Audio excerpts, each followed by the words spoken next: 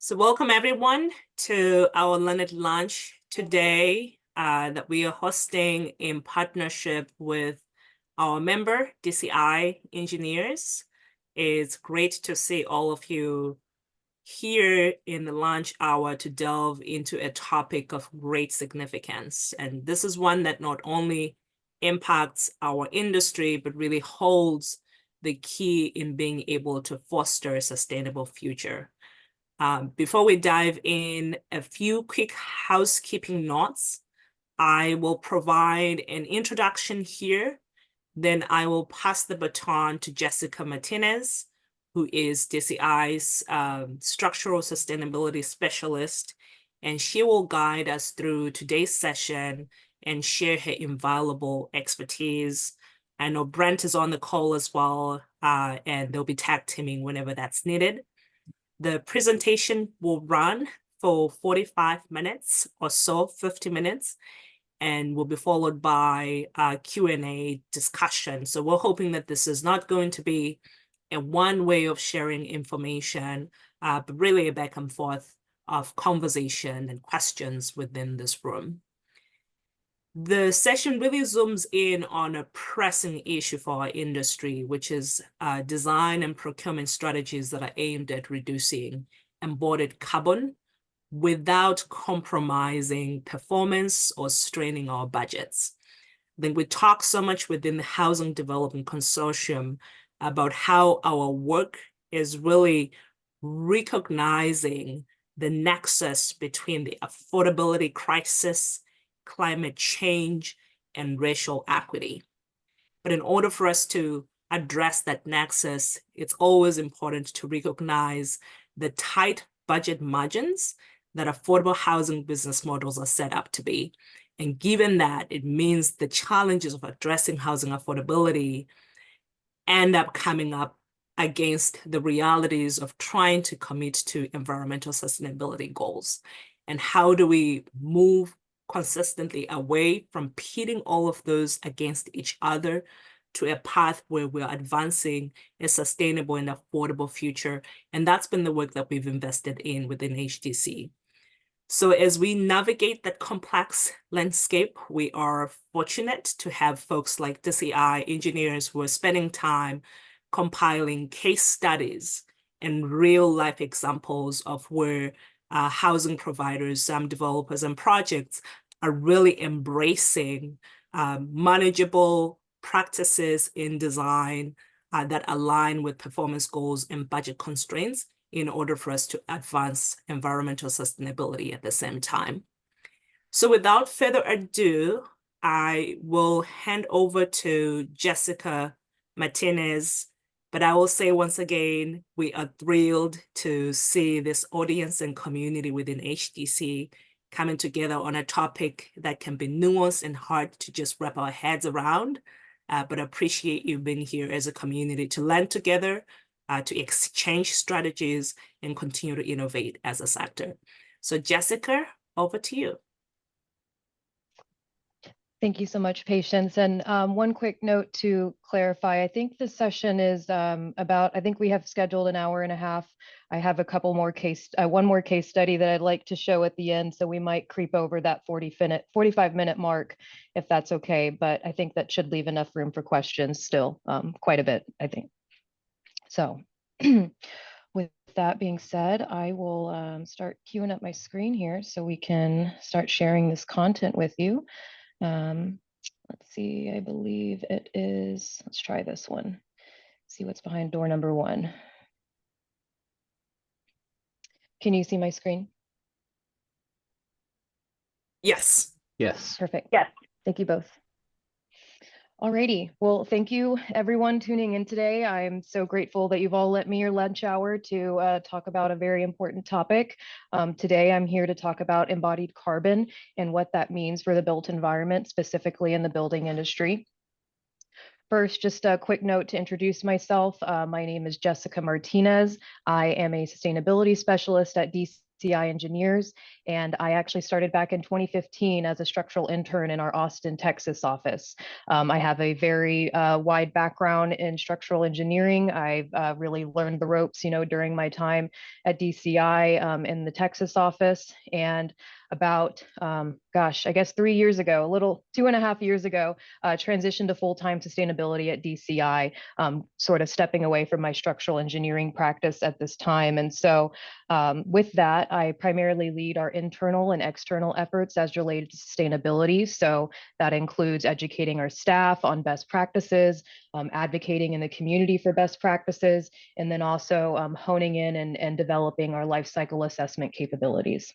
So a few other things that I do as related to sustainability. I'm also a part of the Carbon Leadership Forum Seattle Hub Steering Committee. I also co-lead the Resources Working Group on the SE 2050 Committee. And I'm also the secretary for the National Council of Structural Engineers Association Sustainable Design Committee. So I definitely touch on several different areas in the building industry and share knowledge with a variety of individuals across the board.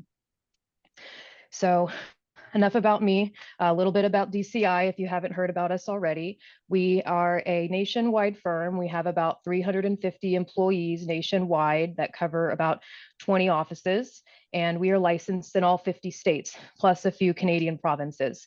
At DCI, we primarily focus on our structural engineering services.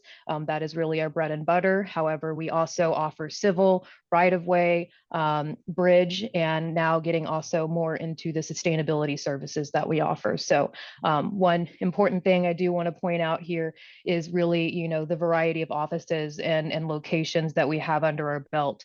At DCI, we really take pride in our ability to utilize our national experience in each of our regional locations to truly bring the best product to our client. And we build really anything that is needed to be built. We touch every market that's under the sun, and we really try to use any material, that is available to us to meet the vision of the project. I would like to point out that each of these markets, as well as each of these material types, have very unique considerations as related to sustainability. So it's definitely not one size fits all, and we're here to, bring that experience in whichever market or material you might be working with. And the main reason why I'm here today, as I alluded to earlier, is DCI's commitment to sustainability. We signed on to the SE 2050 commitment a few years ago. And with that, we understand that there is a huge need to educate the community and make sure that we're all sharing best practices so that we can truly meet our goal of reaching net zero structures by the year 2050. So I'm very grateful to be here today, and so that I can share this message with all of you so that we can continue to do the good work and continue encouraging embodied carbon reduction across the industry. And with that, with our dedication to sustainability has really led us down a path of developing more of our sustainability services. And so we are here for whatever you could possibly need. We offer structure and enclosure life cycle assessment, specifically for LEED certification. We can get into the weeds on really any, embodied carbon measurement that you might be interested in. But we're also here to just help, if you've already been doing life cycle assessment and you could use some leadership on the structural side, we're here to only own that part and take that part as well. But always just here generally to help support on the education front as well. If there's anything that we can do to help, meet your goals for the sustainability of your project, then we are here for you. So now let's cut to the chase. This presentation is AIA approved. If you didn't already know, there is a link in the chat. I believe, Lauren, if you could help drop that in there for anyone who's interested in wanting to capture some credit for this presentation today, go ahead and fill that out and we'll get your certificates turned around in a week or so. So again, very exciting slide, course description. I will kind of skip this just quickly and get to the learning objectives, since this is a bit more of a high-level summary. So today we're going to be reviewing the building designer's role in embodied carbon reduction. Then we will understand how to implement reduction strategies during the design and construction process. Next, we will identify our opportunities to reduce embodied carbon of the most impactful building materials. And then we'll wrap up with a few case studies that review the life cycle assessment process. And all of this will be viewed through the lens of housing and how we can, really amplify our impact in this market. So before we get too deep in the weeds, I do want to take some time to cover some high-level concepts so that we're all on the same page. I'm sure a lot of these concepts might already be familiar to you, but again, just want to make sure that we're all starting from a clean slate. So the first thing I want to differentiate are the two major types of carbon in the building industry right now. Historically, operational carbon has been, the primary focus on the sustainability side, really trying to focus on having the most efficient energy systems and really trying to reduce the impacts of the building during its lifetime, which is incredibly important and something that we need to focus on. However, embodied carbon over the years has not had as much visibility or focus. And embodied carbon is essentially all of the emissions that are associated with the manufacturing, the transportation, and the installation of those building materials. And so that is a very clear differentiation. And I want to just point that out that, embodied carbon is already embodied in the building before those lights are ever even turned on that start, emitting that operational carbon. So if we take a look at this graph here, we can see the relationship of embodied carbon and operational carbon over the building's lifetime. You can see at year 0, we have the upfront embodied carbon that's associated with, that manufacturing, that raw extraction of material, transportation, and construction. Then once those lights are turned on, we have these little blue bars that start populating every single year. And so we continue accruing operational carbon. So I want to point out a few things here. The first is that, there is not really any opportunity to reduce embodied carbon once it has been implemented, in this building. You'll see that there are a couple of yellow bars at year 15 and year 30 that resemble renovation and maintenance. So the introduction of materials such as new carpet, or let's put up some new partitions, or new ceiling tiles, those types of things. And so there are opportunities to reduce the impacts of those future renovations, but really nothing else you can do unless you have a time machine to really start to reduce that past embodied carbon that was put into the beginning of the project. And another thing I want to point out here is the difference between a standard performing and a high performing building. There are absolutely opportunities, although they are costly, to improve the performance of a building, to effectively bring in new systems and to reduce that operational footprint, carbon footprint. However, again, that upfront embodied carbon just can't be touched. And the last thing I want to point out here that might not be abundantly obvious is that it has been proven that it takes about 30 years for a building to emit or to accrue as much operational carbon as what was embodied in that building before the lights were even turned on. So it's very important to start to think about this, especially whenever we have these very ambitious climate targets that want us to meet these goals much sooner. So that we have a great opportunity to focus on embodied carbon now, but we need to implement it into our practice yesterday. And this is not, there we go, oops. Okay, so here is how we, measure the impacts of our buildings over its life cycle. It's called a life cycle assessment, or an LCA. You'll see here on the right, we have a graphic that differentiates each of the main life cycle stages of the building. First, I want to point out the product stage, or what we like to call cradle to gate. This is essentially all of the raw extraction, the manufacturing, and the transportation to that manufacturer from that raw extraction point. So this is what we call cradle to gate, and that usually, if you can imagine, the birth of that material all the way to the exit gate of the supplier's facility. Next, after the product stage, we start to enter the construction stage and use stage and end of life stage, which is characterized as cradle to grave. So that will take into account, the construction, any maintenance, renovation, or refurbishment, and then, an estimation of what will happen at end of life. So we have cradle to gate and cradle to grave. Those are the two main boundary conditions that are referenced in life cycle assessment.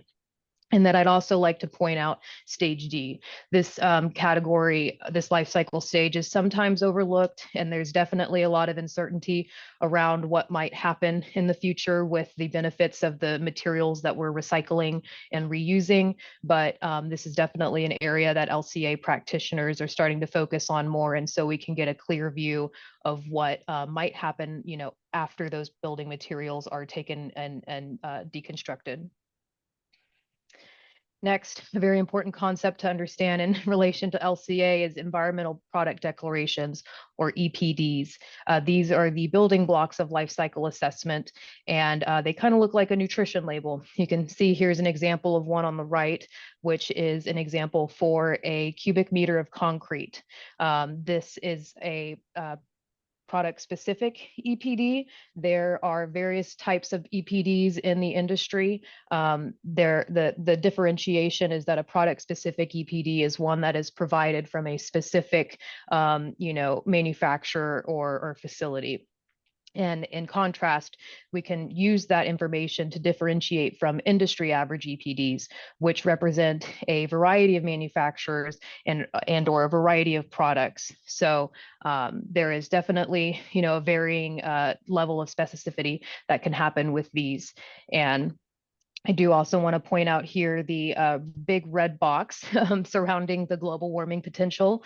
This is a metric that's kind of similar to your calories if we're sticking with the nutrition label analogy. And so the global warming potential is synonymous with embodied carbon reduction. Those words, those phrases are used interchangeably. So just pointing out that that is the most popular metric at this time that the industry is measuring. However, you can see there is a list of other impact categories that do come into play.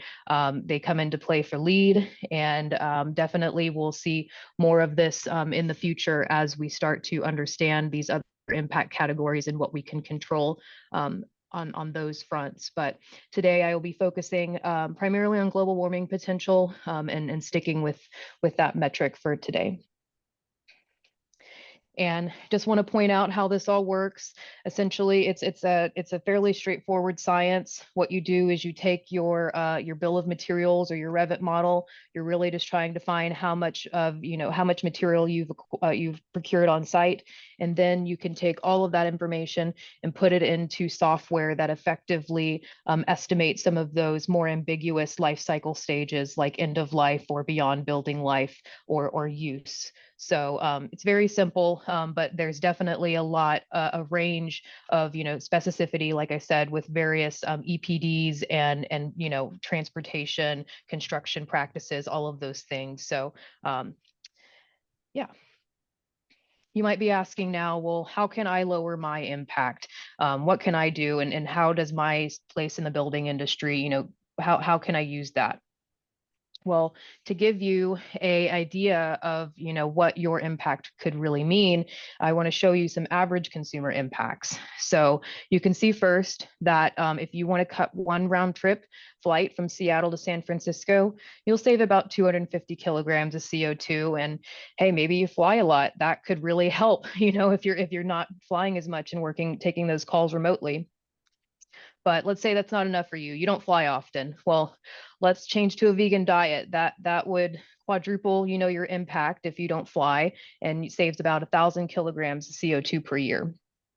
That's maybe not enough either. Let's ditch the car. We really want to make an impact. We're quickly approaching these climate targets. Let's get rid of the car. And that will also make an immense impact, about 5 times as much as changing to a vegan diet. However, I want everyone to really understand that, being in the industry, you have a huge power to help control the embodied carbon of our buildings that we create. So if you simply just reduce the upfront embodied carbon of a mid-rise residential building by 10%, that is equating to about not driving your car for 10 years.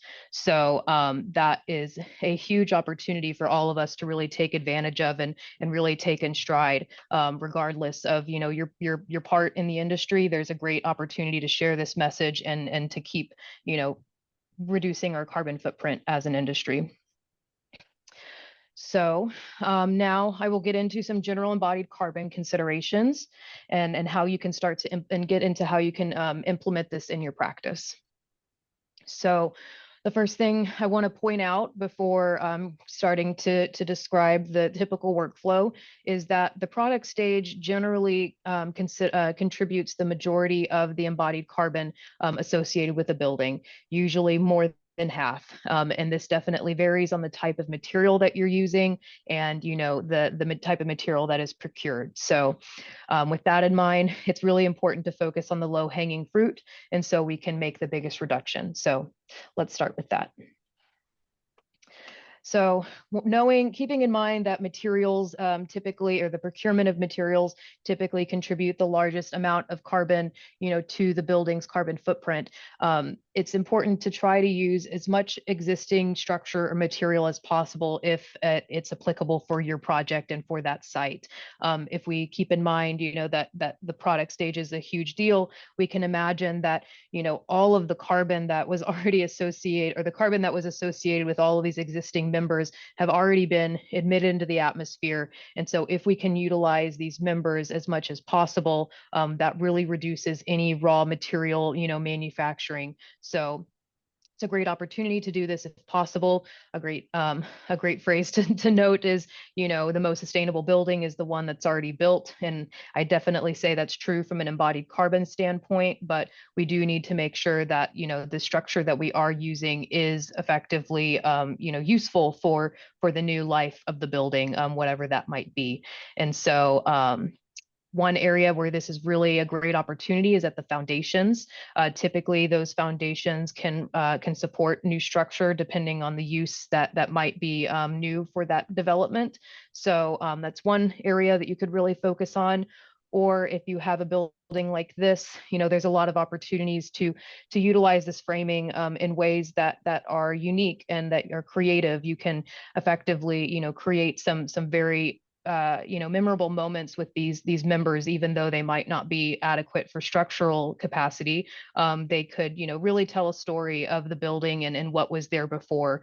Start to, have a conversation about embodied carbon and how important it is that we use our materials thoughtfully. So once we've decided, what we can keep on site and what needs to come new to meet the vision of the project, we have a few different materials, that we can start to play with to see what might be able to meet the unique vision of the project. And a good rule of thumb is that concrete is usually the highest impactor, steel is about the mid-range, and wood or mass timber is generally the lowest, embodied carbon contributing material. However, it is not so cut and dry. There are a lot of unique benefits and considerations that come into play for each of these materials, which I'll get into just a bit here. But just really want to, point out that there is a range of options here. And whenever you are looking at your building, I would, encourage that you take a look at some of these other materials and see how you might be able to use these to meet the requirements. So at the beginning of the project, as I said, encourage you to try out a few different scenarios. This is an example of a breakdown of embodied carbon by building element, which we typically do at this beginning stage if we're trying out different structures. You can see these graphs here on the slide are broken apart by structural type. This is a structure and enclosure LCA, but this is just simply broken up by type. You can see that the concrete structure, just the sheer, diameter of that pie chart is much, much larger than the mass timber structure. This is representative of the whole carbon footprint. So you can see that clearly from a structure and enclosure standpoint, but I do want to point out a few things here that make up the constituents of each of these systems. So you'll notice across all three types that floors generally contribute the highest amount of embodied carbon, regardless of the structural system that is used. So that's one very important thing to keep in mind for your practice. And then another thing I want to point out is the enclosure. As you start to have a structure that has less impact, such as a mass timber structure, you can see that the percentage of enclosure impact greatly increases. The structure for concrete version, we have a 15% contribution of the enclosure, and for the mass timber version, we have a 30% contribution of that enclosure. So it's very important that you are focusing on, the unique considerations for your project, and focus on which areas are the low-hanging fruit and how you can make the biggest impact. Next, I want to point out, that each of those materials, again, have very unique strengths and considerations that come into play. And so whenever designing a building, you really want to try to use the play to those strengths and really capitalize on the unique, benefits that those materials can offer. A way to do that is through hybrid and composite structures. I can almost guarantee you that most of the buildings that you design are hybrid. It's never usually just one material throughout. And that is because, there again are very unique opportunities that we need to consider. And so we can utilize the unique strengths of those materials. And so this is an example of a hybrid building. This is the One Daharo project in San Francisco that we worked on. And you can see that the bottom level there is a concrete podium with 3 levels of mass timber on top. And this was a great opportunity for this project because the 3 levels of mass timber reduced the weight of the building by, I believe, about a third, I think. I know the pile foundations, those reduced by a third when compared to the all concrete version. So this, introduction of a lighter floor system above the podium really helped, optimize the weight associated with this project, and really made the mass timber pencil out whenever we looked at the savings in the foundation. And I do also want to point out the concept of composite structures. It's kind of hard to tell from this photo, but a composite structure is different from hybrid, in which it's more of a, I guess, what is the word I'm thinking of? More of an intimate, like intermingling of materials, I'd say. There's a lot more direct contact of those materials. For example, this project utilized composite mass timber slabs. And so there is a layer of concrete on top of this mass timber floor, as well as some additional dowels and structural, material to help utilize in order to maximize the amount of cantilevers. You can kind of see here at the tip of the build, at this tip of the side of the building, that was very helpful in utilizing that composite action. And we can't talk about, hybrid buildings unless we also talk about, the various construction types that are available to us. We can't just start putting, buildings together willy-nilly and just seeing what works best. We do have codes that we need to abide by, and we need to really make sure that we're doing what's best for the occupancy type and the vision of the project. So one good rule of thumb here, is that non-combustible materials usually have a higher impact than combustible materials. When we think of non-combustible, we're thinking of concrete, we're thinking of steel, and with combustible, we're usually thinking of wood. I'd say that it definitely isn't so cut and dry whenever we start looking at, the difference between type 5 and type 4 versus type 3. There's a lot that comes into play, and something that needs to be considered whenever you're trying to meet the unique requirements for your project. But that is a general good rule of thumb. And I do want to point out, this is the construction types for the 2018 IBC. However, looking ahead, we also have the 2021 IBC, which even expands the type 4 construction further. Now we have type 4A, type 4B, and type 4C, in addition to the type 4 heavy timber option. And so we can absolutely get into the weeds of, the unique considerations for these various construction types. But my main message here is just saying, there are opportunities to build even taller with, combustible materials, and we can do it in a way that's thoughtful. We can do it in a way that's safe, and there are just tons of opportunities that then later lead to reductions in the carbon footprint.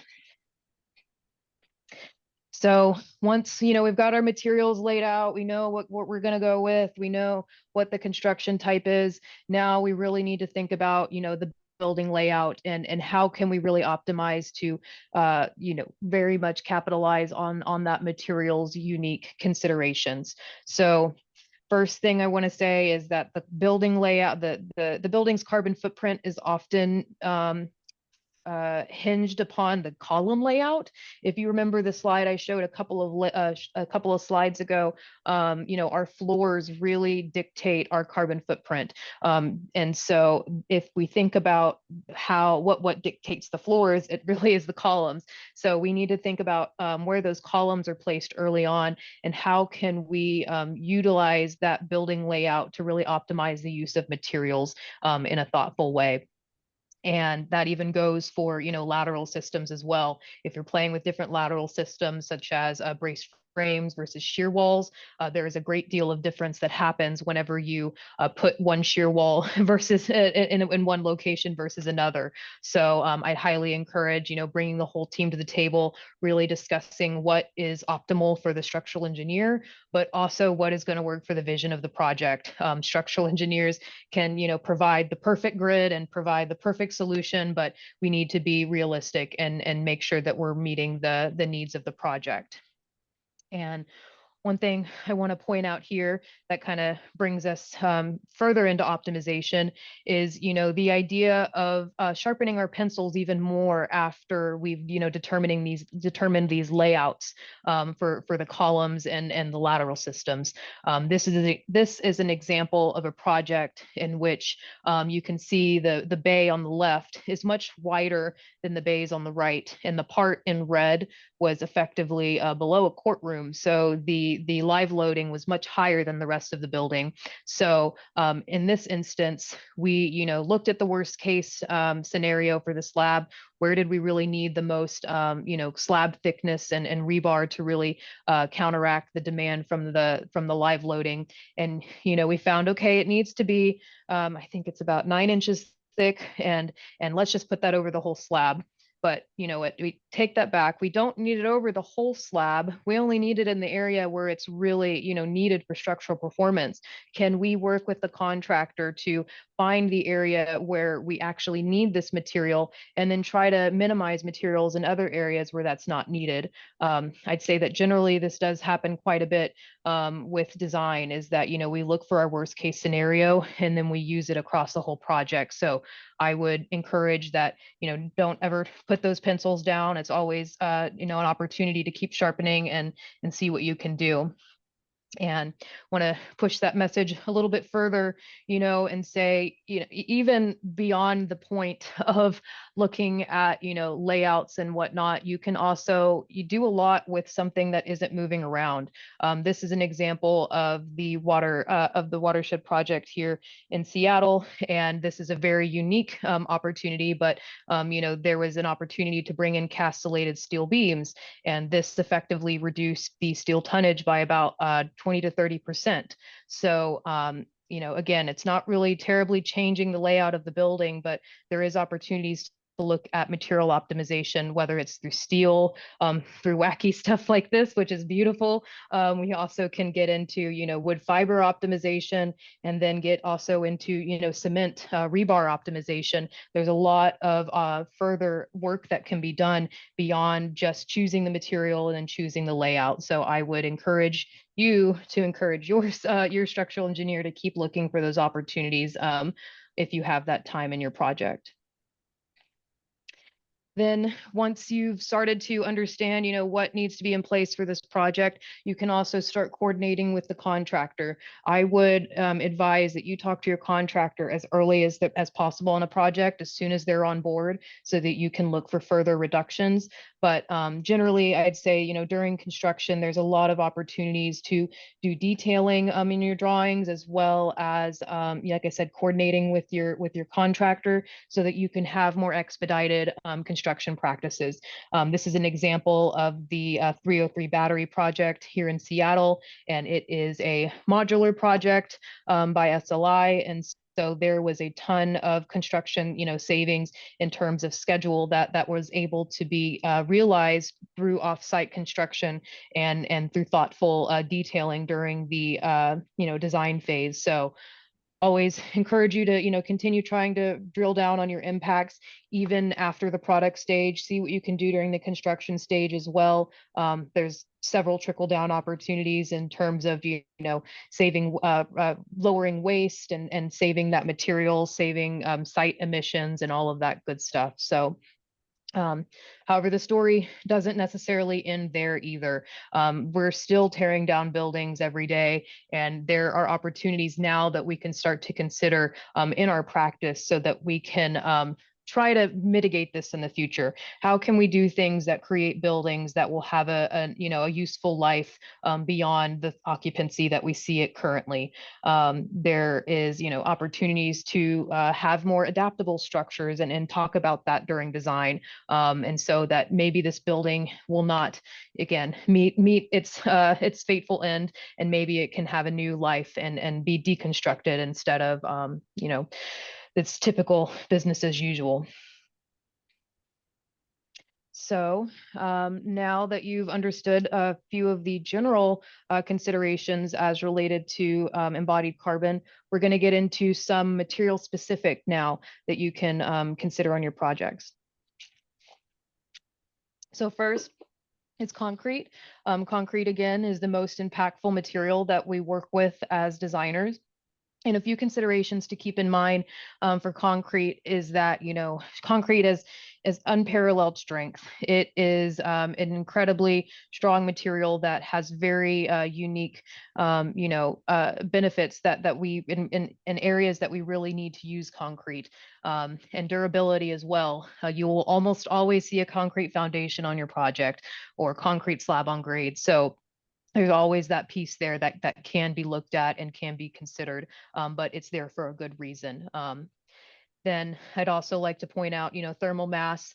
We won't really be getting into the relationship with operational carbon today, but I do just want to point out, that is a unique consideration that should be thought about on your projects.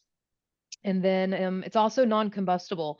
That is one thing, again, with the type 1 construction that we need to consider. And it is a very unique benefit compared to some of the other materials. Unfortunately, some of the other materials require supplemental, some additional assistance to meet the same fire rating as concrete, but just really want to point that out as a unique strength. And then finally, cost effective. Concrete has usually been very cost effective to have on your jobs. And so that is always something that, you can turn to and that you can utilize. And we'll get into a few some design considerations that you can think about to further reduce the carbon footprint of concrete where it is appropriate on your job. So the first thing I want to point out about concrete is that why it has such an immense carbon footprint. The reason is that it's the main ingredient, which is cement. Although cement only comprises about 10 to 15% of the mixture by weight, it comprises about 80 to 85% of the global warming potential associated with that mixture. So that tells us that we really need to focus on, reducing cement, replacing cement, and using that cement thoughtfully. And with that in mind, it's important to also understand that cement and concrete strength are directly tied. So the higher the concrete strength, usually the higher the cement as well. So I would, encourage you to try to utilize low strength concrete in areas where there is not a high structural demand. But if you are working with a structural engineer, I would encourage you to ask them to also look at how this relates to reinforcing. When we get into some of those higher strength elements like shear walls and columns, the contribution of reinforcement is often overlooked, and we really need to see what is the optimal mixture of, this concrete strength and the rebar to meet the dimensions wanted for the project, as well as, those embodied carbon goals. And I do want to point out as well that concrete, oftentimes, the designs are very much dictated by formwork and sequencing. So I'll get into a little bit of procurement based considerations here in just a minute, but do want to just point out, like that example that I showed you with the floor system. If we're trying to get unique and say, okay, I want this floor area to be 2 inches thicker than this other floor area, it really needs to be coordinated with the contractor, and so that you can make sure that that fits within their range of capabilities, as well as the range of that formworks capabilities. So make sure that you're coordinating those unique considerations with your contractor. And then also sequencing, that is a huge deal too as well. Oftentimes contractors need that concrete cured as quickly as possible so they can move on to the next. Or if we're looking at a PT slab, that has a very has a very distinct sequencing and scheduling consideration that goes along with it. So just highly recommend you looking at your concrete with your team and making sure that you can meet the unique considerations of that project. And once the designs have been, fully optimized and fully coordinated with the contractor, we can start to put together performance-based specifications that really allow the concrete supplier to utilize their expertise and create the most efficient mixture that's needed for the performance of the project. And so that leads us into some procurement considerations. There is a lot of really exciting, opportunities in the market right now to reduce the impact of concrete. There are supplementary cementitious materials, alternate cements, and specialty products. However, I would highly, advise against becoming too prescriptive on this front and specifying, a certain type of cement or a certain type of alternate, supplementary cementitious material. And that is because concrete suppliers have a limited, limited storage and limited capabilities to have every single menu item available to you. So I would encourage alternatively to set some EPD requirements and some GWP limits if coordinated with the rest of your team, so that the general contractor and the concrete supplier has the opportunity to use the ingredients that they have on hand to effectively meet the goals that you want for your project. That concrete supplier is typically the expert in designing those mixtures, and so I would really leave it up to them and encourage coordination with them as early as possible to find additional opportunities. And I do want to point out, it's been proven, and I've seen this quite a bit in my practice as well, that you can get about a 14 to 33% global warming potential reduction for concrete with little to no cost premium. But I'd say the kicker here is, again, it needs to be coordinated early, and you really need to talk about what is cost effective for your project.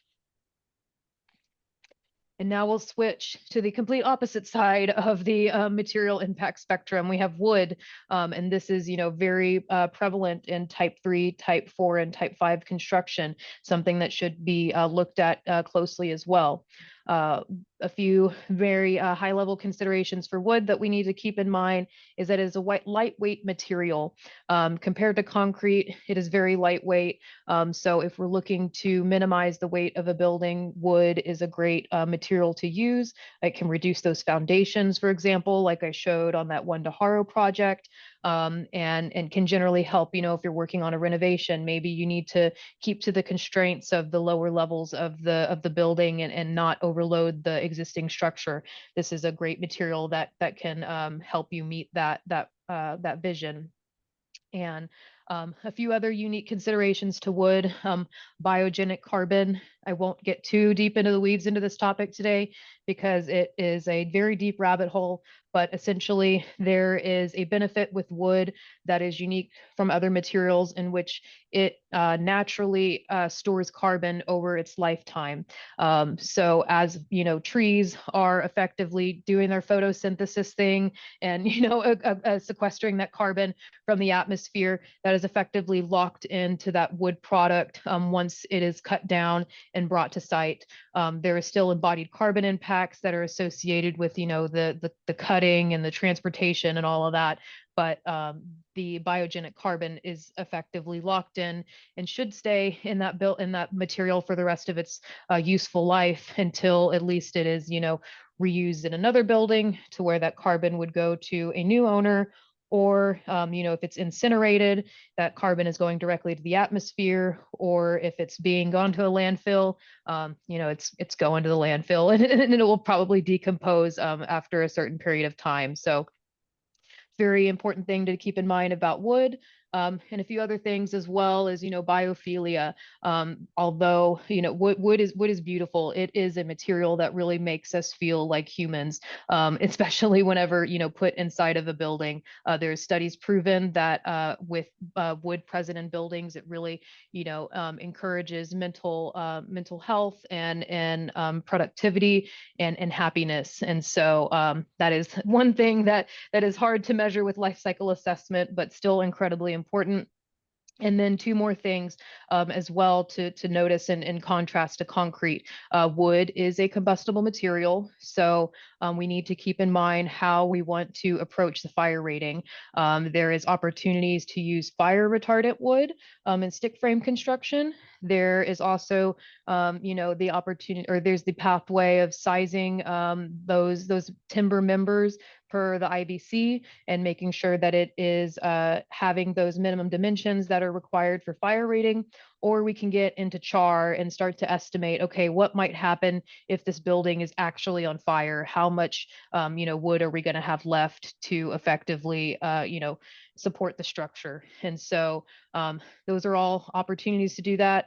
There's also opportunities to utilize gypsum wallboard and other types of materials. So I just want to point out that usually there has to be a focus on how do we get this, combustible consideration counteracted, and there is tons of opportunities. And so just figure out what is the best for you.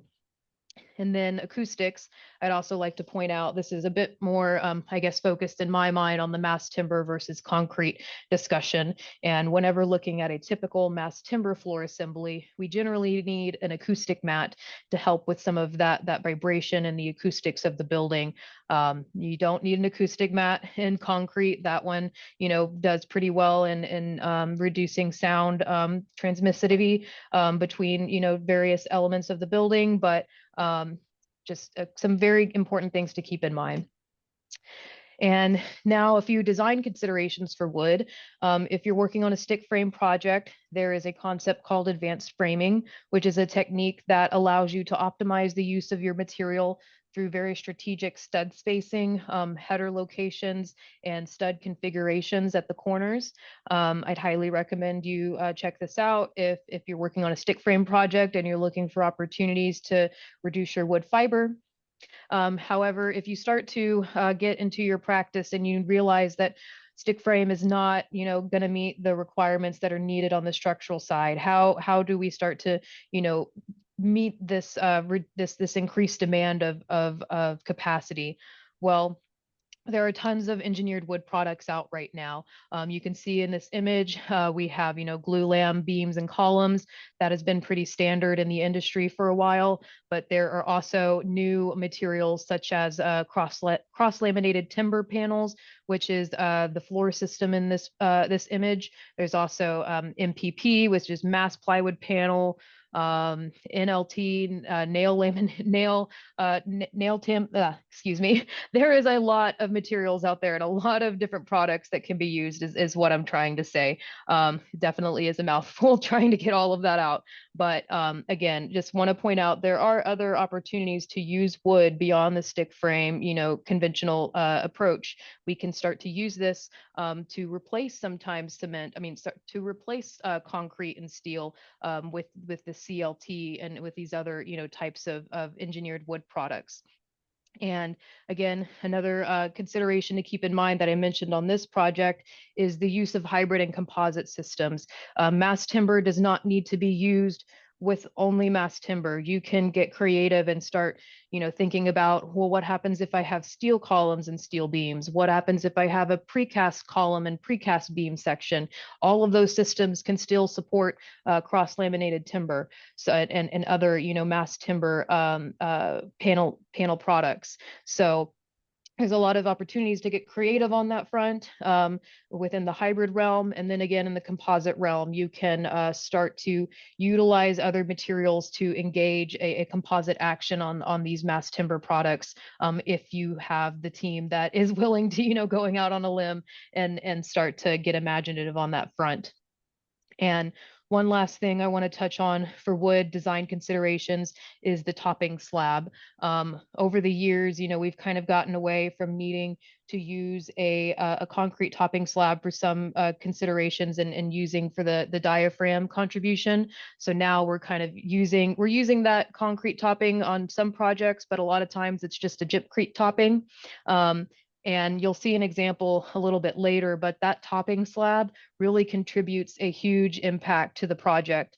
When looking at the embodied carbon breakdown, there are a few options out on the market right now for some dry screed products that you can use in lieu of gypcrete or a concrete topping that could effectively, reduce that carbon footprint. But it's definitely not black and white. You can't just switch out one for the other. Would highly recommend you coordinate with your structural engineer and your architect. Make sure that everyone is happy with the assembly that's happening. It's like I said, you can't just cut and paste where you'd like. And some procurement considerations. The wood procurement side, there are a few things to consider here as well. Something that almost always comes up when procuring wood is forest management. There is a good opportunity to utilize materials that have forestry certifications. However, oftentimes those come at a cost premium. So there are a range of forest management certification systems that you can test out and see if there's a cost-effective mix that might work for your project. However, I do also want to point out that not every forest that doesn't have a certification doesn't necessarily mean that they're not, managing a sustainable forest. There's a lot of forests out there that cannot afford to have a certification. And so if you have a project that is interested in, having sustainably harvested wood and you really want to see that documentation, but you can't afford that price tag, there are opportunities. I'd recommend maybe the Climate Smart Wood Group. There's a group that's trying to help come up with almost a performance-based approach that really gets that sustainably sourced wood on site. And if you'd like, there are, more manufacturers out there that have provided specific EPDs for their products. If you want to see which manufacturer might have the lowest carbon impact, but I do want to point out that that you do need to keep in mind what the transportation to site would be. We don't want to be looking too far out of our own neck of the woods if we're trying to procure mass timber, because that transportation also has a contribution on the embodied carbon front because that wood is so heavy and it has to be transported over long distances. So would highly recommend you talk to your LCA practitioner and your contractor to try and figure out what is the best for the footprint of the project and for the logistics of procurement. And finally, offsite construction. This is a huge benefit of mass timber construction. If you can really start to focus on and coordinate panelized construction and make sure that it is well coordinated and sequenced on site, there is a great opportunity to reduce on-site emissions from equipment, on-site emissions associated with waste. It really is a nice, well-concerted schedule and sequence if you can get this working well for your project, because mass timber is generally prefabricated off of site. You can get those MEP penetrations cut early and coordinate them early, and so that there is a lot less work happening on site, a lot less trades, and therefore a lot less kind of carbon and all the trickle down effects. Going to touch very quickly on steel because I know that we're running a bit close to time and I want to get these case studies talked about, but want to point out very quickly the difference between structural steel and cold form steel. We can use cold form steel in type 3 construction, but I do just again want to point out that cold form steel is usually much more impactful than structural steel. And that is because it utilizes the more traditional production method called basic oxygen furnace, which does not use a very high level of recycled content. So if you're utilizing cold form steel on your project, would highly recommend that you coordinate with the suppliers and see what you can get on your project if you have sustainability goals.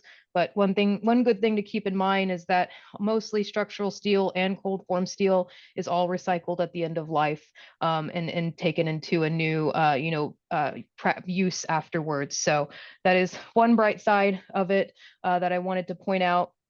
And a few other things here to quickly touch on is the ability for prefab and modularity.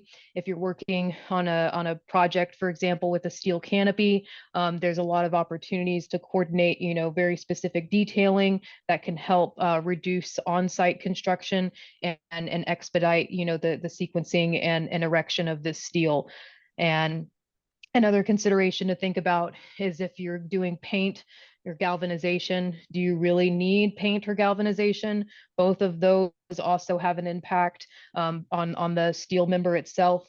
Won't get too deep in the weeds on that one, but definitely, just take a look, see, don't specify something you don't need, and be strategic about what is beneficial for the long-term performance of your project. And then finally, the procurement considerations. I just alluded to this a bit a few minutes ago, but the basic oxygen furnace and the electric arc furnace are the two ways that steel is primarily produced these days. And electric arc furnace highly relies on recycled content, whereas basic oxygen furnace utilizes a lot of raw material. And I'm saying all of this just to keep in mind as well is that, the mill that is creating the steel is very dependent on the energy grid. So long story short, it is a bit difficult to get steel with a lower carbon footprint. It is very difficult if you imagine that you need your supplier to pull from a specific mill that might not be in their typical, workflow. And so steel, I think, has some more work to do. Luckily, it isn't prevalently on residential projects at this time. So it's kind of a little bit of a smaller percentage in the overall embodied carbon footprint for those types of buildings. But again, just wanted to kind of give you a taste of this so you understand what the steel impacts are as well. So now I'm going to get through some of these case studies, and so we can have some time for questions. The first case study I want to ease you into is a project that we worked on in California. That we utilized this project as an example. We were helping some framers in that part of the country to effectively, look at what would happen if we utilized 5 levels what would happen if we used 6 levels of wood over a 1-story concrete podium versus a 5-level over concrete podium. In this region, there is not a huge precedent for 6 levels of conventional wood. However, we know here in Seattle that is possible. So we came through and tried to crunch some numbers for the team to understand what might be attainable. So you can see this is the cross section of the building. And the goal was effectively to reduce or to remove this level of parking and replace it with a level of, wood framed residences. So after we ran the numbers, we looked at a structural cradle to grave assessment, no enclosure. And we found that between these two options, there was about a 14% global warming potential reduction without the inclusion of biogenic carbon. And then if we did consider biogenic carbon storage during the lifetime of the building, then there was even a 43% reduction. So this is a great opportunity, if possible, for your project to utilize this type of construction. And it's one that we definitely like to share with other regions of the country, and so that they can also realize the benefits in introducing more levels of wood from an embodied carbon standpoint, as well as introducing another level of units, which is very important from a housing standpoint. So Do want to point out whenever we tallied up during the life of the building, this would effectively save about 770 acres of U.S. forests in 1 year for equaling the carbon that was sequestered by those forests. And so there's a great opportunity to make an even larger difference if you can just make these simple changes. Next, I want to talk about a project that's in our own backyard. Here is the Heartwood building. This is the first Type 4C building in North America and the first tall wood building permitted in Seattle. This building provides workforce housing targeting 60 to 120% of Seattle's area median income. And this project was really special because it received a $250,000 wood innovation grant from the U.S. Forest Service to really prove the viability of Type 4C construction in the United States. And so Atelier Jones, Swinnerton, Timberlab, and Skipstone, in partnership with DCI, really went full force on this project and was very excited in making this, this dream a reality. So we were very lucky to be engaged with the School of Environmental and Forest Sciences at the University of Washington, which was also funded in part by the USFS Wood Innovations Grant, to effectively perform a case study that compared the Heartwood building to an equivalent concrete conventional structure. So you can see in this graph here on the right that the mass timber structure demonstrated approximately 38% less upfront embodied carbon than the conventional concrete structure. This is a huge savings and something that the team is very proud of whenever we took a look at what that equivalent concrete structure was. And to take a look under the hood here, I'd like to point out a few things that were characteristic in this study. So whenever we looked at the concrete version for this project, we utilized reinforced concrete shear walls in lieu of the original braced frames that were included in the Heartwood project. We did this because it is much more, I guess, business as usual in terms of concrete construction. It's very difficult to effectively, sequence and coordinate a few different trades. If we're having steel and concrete in there at the same time, it gets quite difficult. So we went with the industry practice or industry standard and utilized concrete shear walls there. And then I also want to point out that after changing all of the floors from mass timber to concrete, we effectively had a building that was 3 times heavier than that mass timber scenario, which was a huge impact on the foundations. We originally had spread footings in the Heartwood building, and the additional weight in addition to the shear walls that were now spread across the building, we had to use a mat foundation to get deep enough and to get provide enough bearing area to effectively counteract those increased gravity loads. So with all of that said, do want to turn over to Heartwood and point out a few very interesting things here. You can see that the reinforced concrete on that project, which is effectively the foundation, contributed about 15% of their overall global warming potential. So that tells us, there's still a really good opportunity on projects that are mass timber to continue optimizing the reinforced concrete aspects of those projects. There is a good opportunity. I think it was 15 to 30% reduction with no cost premium. So there's an even another opportunity to continue reducing this number beyond the 38% that I described. And then also want to point out the topping slabs. I believe this project utilized gypcrete topping, but it still comprised about 1/3 of the overall global warming potential. So looking ahead, there are definitely opportunities to try out different topping slabs. Like I said, there is some dry screed products that could probably be used in place of the gypcrete topping slab. However, it does come at a bit of a cost premium, and you do need to make sure that it's coordinated with the trades. And finally, I won't get too into the weeds of this because I don't want to share too many of the secrets because the University of Washington will be publishing this document or this paper sometime this year, and also be presenting on it during the Mass Timber Conference next month.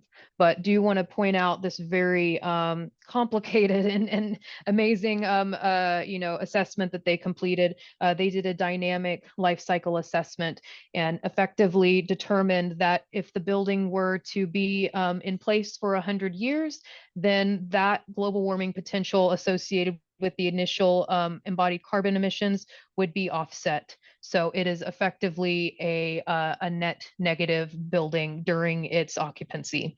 And then also, if you look at what would happen maybe 200 years once that building has maybe ended its useful life, and maybe there's some reuse of materials, a slight, landfill, recycling, all of that good stuff. It has been proven, that there will be a little bit of loss due to the waste of processing of that wood, but it is still a very sustainable building. So would highly recommend you keep an eye out for the final papers to get the final takeaways on this. But again, just very grateful and glad to have been a part of this team. And then I'll round it out with my final case study on 1510 Webster. This is a building that we worked on in Oakland, California. This is the first high-rise Type 4A building and the tallest mass timber building in a high seismic region. This is the first building in the world with a structure comprised of point-supported mass timber and mass plywood panels. And the project team included OWOW and Webcor. About 20% of the units are designated as affordable for households earning 80% of the AMI. And yeah, this is definitely a beautiful project that is really changing the way that we look at mass timber, especially in these Type 4 construction types. So this is a case study that we worked on and was funded by Woodworks to similarly compare 1510 Webster to a functionally equivalent all concrete structure. So you can see here by this graph on the right that when we looked at the structure and enclosure, there was only a 5% reduction in global warming potential when compared to mass timber. And the reason why this is because almost half of the mass timbers scenario was concentrated, or half of the global warming potential associated with the mass timber scenario is comprised in the podium. So that is a huge, dilution to the savings that the mass timber brought. And then I also want to point out another factor is the enclosure. The enclosure comprised about a quarter of the mass timber and concrete scenario. So definitely, there's some opportunities to reduce that podium and reduce that enclosure in the future, but wanted to point that out as to explain why the number is a bit smaller than one would expect. And want to also point out, the enclosure for this comparative case study was the same across both buildings to make sure that we're focusing on the structure more closely. And next, we decided to take a look at the structure above the podium, no enclosure, and we found that the mass timber system demonstrated 16% less global warming potential than the concrete scenario. So this is about a bit more of what we were expecting whenever looking at the structure solely. And want to point out a few takeaways here that really help dictate, the carbon impact here. So you'll see on the mass timber building, about 44% of the overall carbon associated with that system above the podium was the reinforced concrete shear walls. And so that is, a huge opportunity there as well. How do we start optimizing our concrete shear walls so that we can more fully recognize the embodied carbon savings of our mass timber system? Definitely looking forward to getting more creative on that front, but glad at least to have these findings and share them with people so they can also take these findings to their projects. Another thing I want to point out is the gypcrete topping, fireproofing, and acoustic mat. This comprised a little over a quarter of the overall mass timber's global warming potential. Although none of these materials inherently provide structural, capabilities, they are necessary for structural equivalency. And so this is, yeah, very important to understand because that fireproofing is a huge consideration with the Type 4A construction. None of the mass timber will be exposed on this building. And so we really wanted to make sure that we took into account that gypsum board to make sure that it's fully equivalent in terms of fire rating. And it's my last slide on the case study here. We did take a step back to look at biogenic carbon and module D here as well. So although the numbers were very low or relatively low that I showed you earlier, I do want to point out that if we consider the anticipated biogenic carbon storage during the lifetime of the building, the concrete scenario or the mass timber scenario is effectively about half or 50% lower than the concrete scenario. You'll see there's a tiny little bar above the concrete scenario, and that's because the high pressure laminate enclosure is contains some biogenic carbon, but that is the breakdown during the lifetime of the building. And then if you look at the building at the end of its useful life and consider the benefits that might be associated with those materials in stage D, you can see that the mass timber scenario will still demonstrate a reduced impact in compared to concrete. We have a 19% reduction in GWP. And so I know I threw a lot of different numbers at you, and I just want to point out that there is still a lot of discussion in the industry to determine how much do we want to talk about in biogenic, or how much do we want to incorporate biogenic carbon, and how much do we want to incorporate module D into the discussion. And I, am here to provide the information that we have discovered, and so that the industry can continue discussing and see how we want to communicate these findings for the betterment and best practices. So I'll wrap up here now that we're effectively over the hour, just to highlight a few very important summary items. So first, want to emphasize setting goals early to maximize effectiveness. Talk with your general contractor, talk with your design team. If you have suppliers available, bring them into the room as well. And encourage an integrative collaborative design process. There is so many opportunities to really optimize your designs and optimize construction as well as procurement, as long as you just have those discussions to make sure that you're helping each other and not creating more issues for another trade. And finally, I'd say target the most impactful contributors for your building's carbon footprint. Not every building is the same. There's, operational carbon considerations, embodied carbon considerations. Are you working on a warehouse? Are you working on a residential project?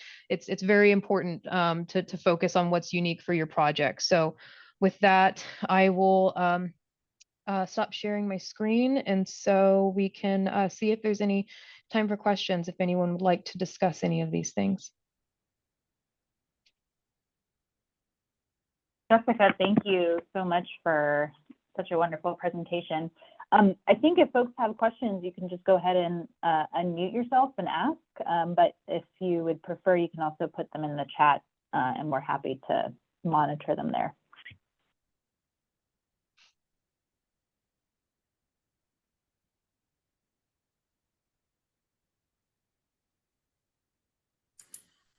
Hey guys, this is Laura Frankie. I had the same question that patients wrote. I'll just read it. So how does upfront embodied carbon affect building performance standards requirements with emissions targets?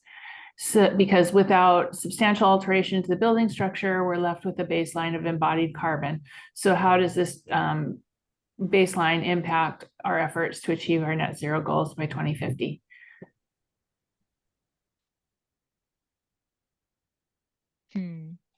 Sorry, I'm rereading this to better wrap my head around it. So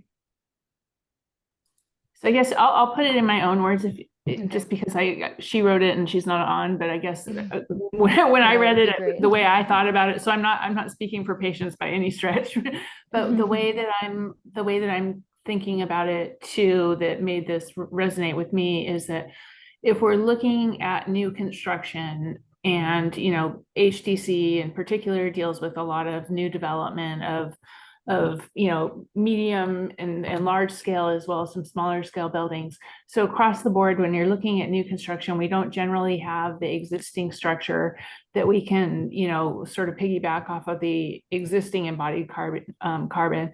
So if we're all pushing towards the 2050 net zero goal, how do we incorporate the embodied carbon to the overall goal of net zero? Right. And I think there's, thank you for re-explaining that. I appreciate that, Laura.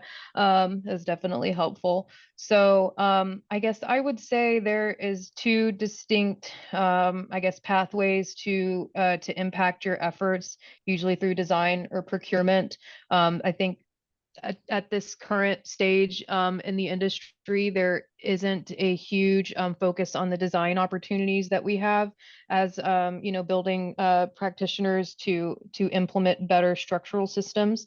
I think a lot of it is business as usual, and a lot of times we don't discuss the potential for opportunity that can really reduce the structure here.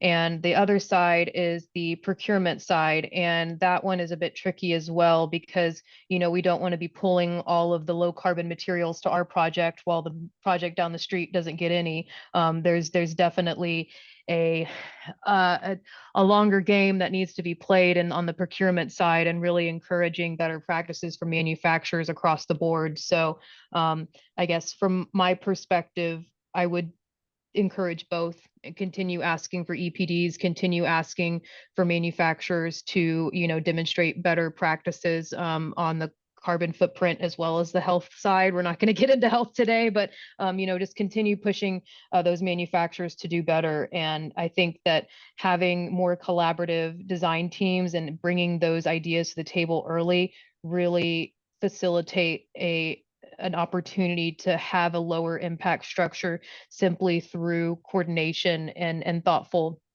like I said, design. If we're putting out a building that has a ton of transfer beams, a bunch of walls that don't align, that is, I can guarantee, going to be a lot more carbon intensive than a building that was well coordinated between the design, the architect, the engineer, the contractor. So definitely not an easy button, unfortunately. But I felt the most, success in talking about it, talking with your team, talking with the people, that you're getting materials from, and everyone's curiosity usually takes them from there. Thanks. Jessica, there's a question from Alex at SMR about reviewing internal specs to see if we can reduce embodied carbon with minimal cost. So have other firms had success, or are there any resources that they can be pulling from? Yeah, so let's see. This is definitely on the procurement side. And so reviewing internal specs, I think, let me see, this is from Alex at SMR. So I'm going to speak to the structural side. I think there's still a lot on the architectural side that can be said, but sticking to my expertise in the moment, there is quite a few different ways to try and update those specs without incurring a cost, premium. So I would recommend trying a few different pathways. Currently, we have a performance-based approach to where we will say, we would like you to meet this GWP requirement specifically for concrete for all of the mixtures in your project. We want to see a 15% reduction in comparison to the baseline. And with that, we will allow the supplier to meet that that requirement in any way that they see fit. And although that is a good approach, I would say an even better approach is to have that concrete supplier in the room, have the contractor in the room, and discuss, or sorry, maybe not concrete supplier yet, have that contractor in the room and talk to them about what your sustainability goals are, and have them make sure that they're looking at who's bidding on the project, what we call holistic bidding, and have them look and see how much carbon is associated with your bid and how much does it cost. And this concept can kind of be applied across all all materials. Concrete is a little bit unique because it has so many ingredients in the mixture, and it becomes quite a bit more complex. However, I would, again, encourage a few different pathways if you can. Would most encourage that direct communication if it's available. But if it's not, then maybe try a prescriptive pathway and a performance pathway and provide opportunities to meet both. I know that every project team is unique, so it really is an art, not a science, unfortunately. And I think I'll add something here. This is Brent Robinson with DCI. One way that we can save money in concrete, at least for the structural part of it, is by specifying like 90-day concrete instead of 28-day concrete. I mean, that's low-hanging fruit because I mean it's sometimes favorable to go with 28-day concrete because you know in 28 days whether your concrete is okay and whether it has to be removed and replaced. You know, if it is a bad batch, then you know closer, more upfront that it's bad. But you know, if you're looking at some columns in the low part of a building and the building is 8 stories or something, and you know that it's going to be at least 90 days before you need to reach strength, then specify a 90-day mix. You know, concrete is going to reach probably about 70 to 80% of its design strength in the first 7 days. So, you know, by specifying a 90-day mix, it's going to keep going up and up and up and up. And then you might get 5,000 PSI in 90 days, where you might only get 4,000 PSI in 28 days or 3,500 or something. So that is one way to just automatically take concrete out of the building. The other way, and is not, doesn't have to do with specs, but you know, when we design a building, sometimes we'll just look at our columns. They're fairly decent layout, and we'll just say, okay, well, every column we're just going to design for the worst case. And you know, just coming up with maybe 3 or 4 different column designs and 3 different footing designs may be a good way to take that out. Or Jessica touched on the spans. In like, if you have a really long span in one area of your building, put a drop beam in, or put in a thicker slab in that area, just so that you're not penalizing the entire slab. So those are just some of the things that we can do. And like I said, it's low hanging fruit. There are definitely more ways that we can affect the carbon footprint of the building, but those are just a few examples. Thanks so much for jumping in, Brent. I wish I had more time to get into the weeds of performance-based specifications, but that was a really good summary there. Yeah, and I wanted you to have a chance to get a drink of water too, because you've been talking for about Thank you. Appreciate that. Yeah. And I was gonna say, Alex, if you want to get into the weeds on any you know, certain material, feel free to reach out. But yeah, as Brent said, concrete is generally the lowest hanging fruit, and so encourage you to start there. Yeah, this is Becky from Walsh, and thanks so much for being here. Yeah, I think for the most part, this is a community that this is still new, and that sort of embodied whole life perspective is captured in some ways, but not as holistically as you've described and what we're transitioning to. And so I think if you have any recommendations for owners and designers who are starting to sit down on projects, for kind of even just questions to ask, you know, to really guide the direction of the design and the outline spec stage, or, you know, just people to bring to the table, even if it is like a recommended meeting with the structural engineer, the GC, and the design team about this topic specifically. And at that meeting, here's the, you know, a recommended structure or things to ask. I think that would be super helpful, because there were moments when I think I could, you know, I could see things were overwhelming. And so it's, you know, if we wanted to start exploring and dipping into this effort, to set buildings up for that long-term success, you know, what are some sort of tips and tricks for that early teaming effort would be really great to hear. Yeah. And not Yeah, I think today, but if you would follow up, maybe. Yeah. of course. Yeah, yeah. And I will not get too into the weeds, but I did kind of touch on a few of those things that I would love to get talk about further. But yeah, always always step one, see if that material is there on site. That's kind of yes or no. It's not that's very rare if you do, and if you do use it, that is the great opportunity. But yeah, there is some groups out there that are coming up with checklists. We're also working on coming up with checklists internally so that we can make sure that this is being employed on all projects. But in my mind, I kind of see it as a few big checkpoints right now of like in the beginning, in the conceptual schematic design phase, have sustainability be, you know, something that is, you know, looked at on the project, have that be a meeting that you have and discuss those goals early. And the other really big one that I see in my mind to have the most impact is, again, that kind of pre-con meeting or pre-bid meeting of sorts that you'd have with that contractor, and make sure that you're talking about what those goals are and making sure that those goals are communicated widely and clearly across the project team. And want to mention again, like I said, we're coming up with some checklists. Do also want to plug SC 2050. They are also going to be putting together a contractor resource on how to, you know, how to coordinate with contractors for, you know, for dummies kind of book style, you know, like how do we, what is the formula? How do we do this?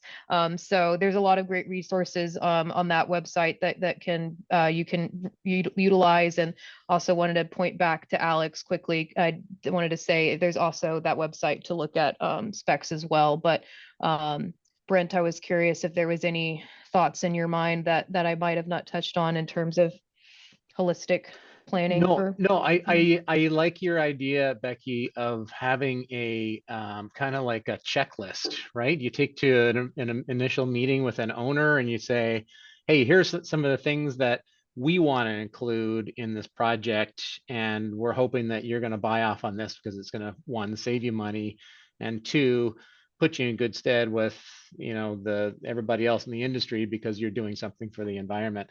But you know, kind of like taking this this seminar and putting it into 1 or 2 pages or something and saying, hey, here are the most important things that we think you should be talking about upfront in meetings with clients. So I like that. I think we should definitely come up with that. And maybe it is the checklist that I'm sorry, who was it who had that? You mentioned a checklist, Jessica. Oh, the SC. I said I have it on my list. I've been having it on my list to put together a checklist, and SC 2050 is also considering putting something together. So, but yeah. Unfortunately, most times when sustainability is talked about on a project, it's right when they're about to procure concrete and they say, "Can we get low carbon concrete? How do we do this?" And then the conversation starts a little bit way too late, little too late. So. Yeah. Looking forward to working on a workflow that can get that communicated to everyone early as possible, because there's an opportunity. I don't think I mentioned this explicitly earlier, but you know, if we're trying to reduce embodied carbon, the root of it is also reducing material, which is therefore reducing cost. So if we can get in early and find the intersection of all of those considerations, then it really will benefit everyone, the developer, contractor, everyone will be happier. And I think we're at time now, so I just Yeah. want to make sure that we're paying attention to that. But yeah, we really appreciate you guys sacrificing 90 minutes of your time for this. It's really important stuff, and yeah, you're gonna see way more of it in the future. That's great. Jessica and Brent, would you mind just throwing your emails in the chat? And we can also follow up with folks with contact information. But I just wanted to say thank you, Jessica, so much again for such a comprehensive presentation. Thanks, Brent, for support, and thanks to DCI for hosting this presentation. We really appreciate it. So with that, we'll just say goodbye and hope everyone enjoys the sun. All right. Thanks, everyone. Thanks, everyone. You. Thank you.